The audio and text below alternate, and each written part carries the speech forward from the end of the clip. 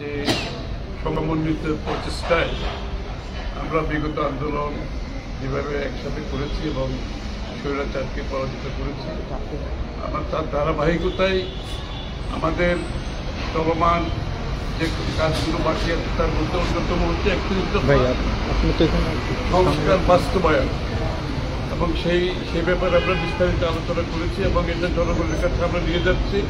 প্রতিনিয়ত আমরা আমাদের সাথে যারা যুগপথে ছিল ওনারাও এই কাজটা করছেন, আমরা সবাই এই কাজটা করছি। এর মধ্যে এইসব কাজ এটা সংস্কার 31 দফার সংস্কার কার্যকর করার জন্য, বাস্তবায়ন করার জন্য যে বিষয়গুলো ছিল সেটাও আমরা আলোচনা করছি, এবং সেটার জন্য আমাদের সব দ্রুত যে বিষয়টা এখন সবার কাছে যেটা প্রত্যাশা সেটা হচ্ছে দ্রুত একটি নির্বাচনের মাধ্যমে একটি নির্বাচিত সংসদ, একটা নির্বাচিত সরকার যারা আগামী দিনে এই 31 দফা বাস্তবায়ন করবে এবং জনগণের কাছে যে আমরা প্রতিজ্ঞাবদ্ধ যে বিষয়ে সেটা আমরা বাস্তবায়ন করব। সুতরাং নির্বাচন অতি সত্বর হওয়া দরকার।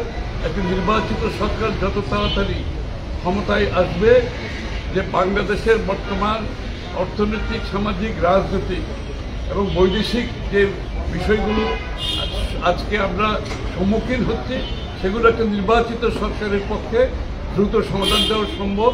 সেটা একটি সংসদ সরকারের মাধ্যমে আমাদের এই কাজগুলো করতে হবে।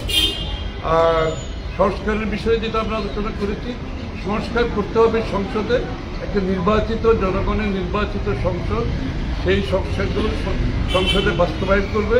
এবং আমাদের তো 31 দফা আছে, আমাদের 31 দফার বাইরেও অন্যান্য দলের নির্বাচিত, অনির্বাচিত যে সমস্ত সংস্কার প্রস্তাব আসবে সেগুলো আমরা সংসদে পেশ করব, সংসদে আলোচিত হবে। এবং বর্তমানে যে সংস্কার কমিটিগুলো করা হয়েছে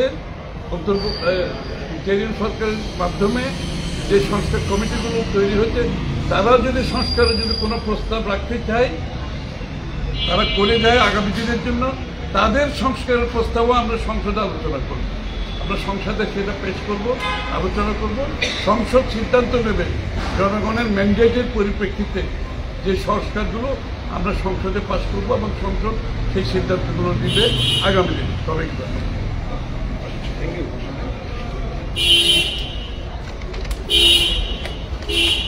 আসসালামু আলাইকুম। আজকে বিএনপির লিয়াজু কমিটির সাথে গণ অধিকার পরিষদের বৈঠক অনুষ্ঠিত হয়েছে। আজকে আমরা যে বিষয়টি নিয়ে আলোচনা করেছি সে বিষয়ে ইতিমধ্যে বিএনপির জাতীয় স্থায়ী কমিটির সম্মানিত সদস্য জনাব আমির হোসেন মাহমুদ চৌধুরী তিনি ইতিমধ্যে জানিয়েছেন। আমরা একসাথে যুগপথ লড়াই করেছি এবং যে গণ অভ্যুত্থান হয়েছে সেই গণ অভ্যুত্থানে বিএনপি গণ অধিকার পরিষদ সহ আমরা প্রায় 43টি দল একসাথে আন্দোলন করার মাধ্যমে হাসিনার পতন নিশ্চিত হয়েছে।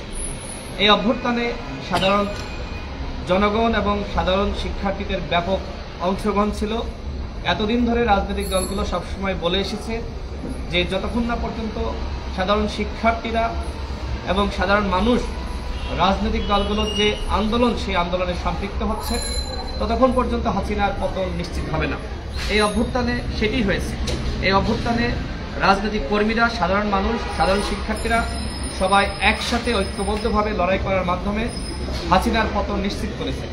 এবং যে অন্তর্বর্তীকালীন সরকার এই মুহূর্তে গঠিত হয়েছে, আমরা রাজনৈতিক কর্মীরা সবসময় বলে এসেছি যে এই অন্তর্বর্তীকালীন সরকার আমাদের সরকার। বিশেষ করে আপনারা সকলেই শুনেছেন যে বিএনপির মাননীয় ভারপ্রাপ্ত চেয়ারম্যান জনাব তারেক রহমান তিনি কিন্তু বলেছেন যে এই সরকার ব্যর্থ হলে আমরা ব্যর্থ হব, অর্থাৎ এই সরকারকে আমাদের অন করতে হবে। আমাদের গণ অধিকার পরিষদের সভাপতি নুরুল হক নূর তিনিও একই কথা বলেছেন যে এই সরকার অভ্যুত্থানের সরকার, এই সরকার আমাদের সরকার, এই সরকারকে সফল করতে হবে।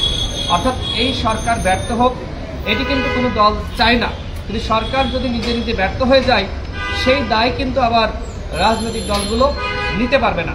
আমরা সরকারের উপর আস্থা বিশ্বাস রেখে যে দায়িত্ব দিয়েছিলাম, কিন্তু আমরা দেখতে পাচ্ছি যে সরকারের উপদেষ্টারা কেউ কেউ এমন বিরাজনীতিকরণের বক্তব্য দিচ্ছে এবং একটি রাজনৈতিক দল গঠনের পিছন থেকে পৃষ্ঠপোষকতা করছে, যে কারণে কিন্তু যারা গণ অভ্যুত্থানের যে সকল রাজনৈতিক শক্তি কাজ করেছে তাদের ভিতরে অনেকটা সন্দেহ সংশয় তৈরি হয়েছে। দেখেন এই সরকারের সমালোচনা ছিল না, কিন্তু সরকারের কিছু উপদেষ্টার ভিন্নমুখী বক্তব্যের কারণে এখন সমালোচনা শুরু হয়েছে। বিশেষ করে প্রধান উপদেষ্টার কাছে সকল দলের প্রত্যাশা ছিল যে তিনি একটি লিখিত রোডম্যাপ প্রকাশ করবেন, যেখানে অবশ্যই নির্বাচনের ঘোষণা থাকবে। কিন্তু আমরা দেখলাম যে আমাদের প্রধান উপদেষ্টা এই ধরনের লিখিত কোনো ডকুমেন্ট তিনি আসলে জাতির কাছে পেশ করেননি। তিনি একটি অনুমান নির্ভর বক্তব্য দিয়েছেন, অর্থাৎ আগামীতে কবে নির্বাচন অনুষ্ঠিত হবে সেই বিষয়ে এখনো পর্যন্ত ধোঁয়াশা কাটেনি। এবং একই সাথে আমরা দেখেছি যে তার প্রেস সচিব তিনি আবার ভিন্ন বক্তব্য প্রদান করেছেন, যেখানে প্রধান উপদেষ্টা বক্তব্য দেওয়ার পরে আর কোনো উপদেষ্টা সেই বিষয়ে বক্তব্য দিতে পারেন না। সেখানে আমরা দেখতে পাচ্ছি যে সরকারের এক একজন উপদেষ্টা এক এক ধরনের বক্তব্য দিচ্ছে।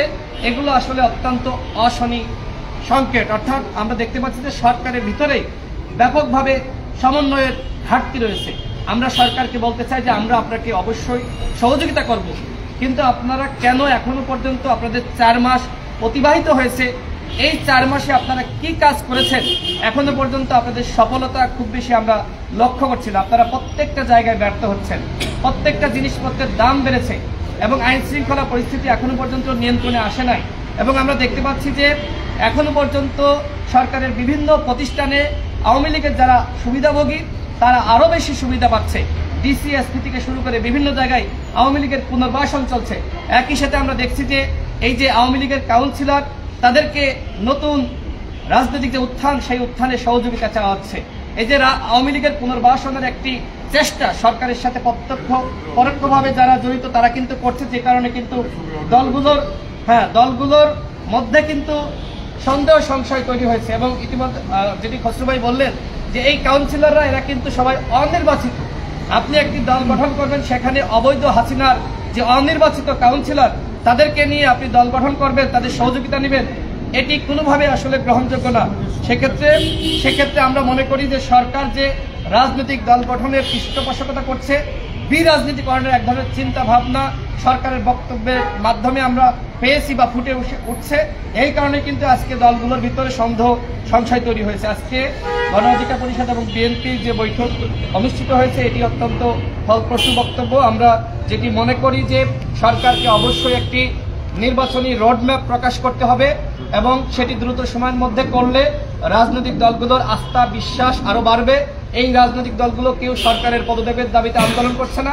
যারা রাজনীতি করে স্বাভাবিকভাবে তারা নির্বাচনের কথা বলতেই পারে, কিন্তু নির্বাচনের কথা শুনলে সরকারের এক ধরনের অস্বস্তি মনোভাব আমরা দেখছি, এটি কোনোভাবেই কাম্য না। আমরা মনে করি যে সরকারের উচিত দলগুলোর সাথে বসে, বিভিন্ন অংশীদারের সাথে বসে সরকার কি করতে চায় এবং রোডম্যাপ প্রকাশের ব্যাপারে তাদের আলোচনা করা।